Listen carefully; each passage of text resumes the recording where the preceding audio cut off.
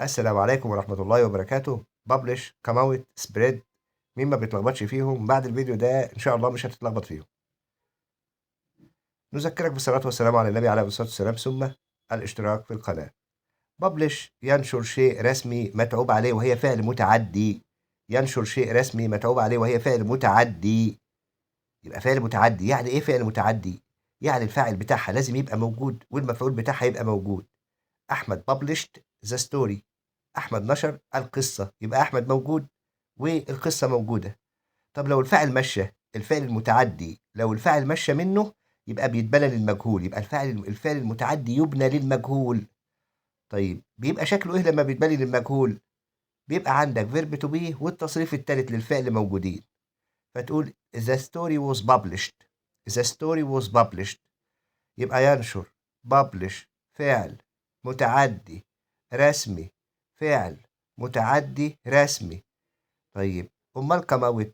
كموت حاجة بتظهر للنور من غير فاعل، يبقى ما بتتبلاش للمجهول يا أمور لأنها فعل لازم. نقول تاني، كموت شيء بيظهر للنور لوحده، يبقى ما بيحتاجش فاعل. حاجة بتظهر للنور لوحدها منها لنفسها مش محتاجة فاعل، فعل لازم. يعني ايه لازم؟ يعني ما بيتبلاش للمجهول، يعني عمر ما يجي قبليه فيرب تو بي وهو يتحط في صيغة التصريف الثالث. فتقول ذا ستوري كيم اوت، يعني ايه؟ يعني القصة ظهرت للنور كده من غير ما حد ايه، من غير ما تجيب سيرة اللي بينشرها خالص. يبقى الفعل المتعدي يا اما الفعل يبقى موجود يا اما يتبنى للمجهول. انما الفعل اللازم ما بيحتاجش الفاعل في حاجة وعمره ما بيتبنى للمجهول. الفعل اللازم ما بيحتاجش الفاعل في حاجة وعمره ما بيتبنى للمجهول. امال كلمة سبريد؟ سبريد دي بتيجي متعدي وبتيجي لازم بمعنى ينشر او ينتشر.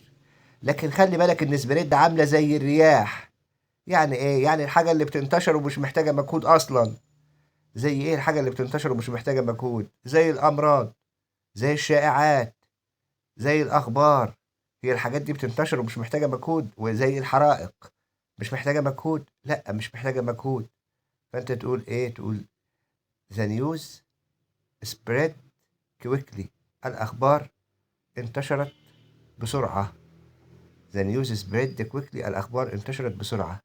كذلك من ضمن الحاجات بتيجي سبريد بمعنى يفرد، زي يفرد المربى أو يفرد الشوكولاتة.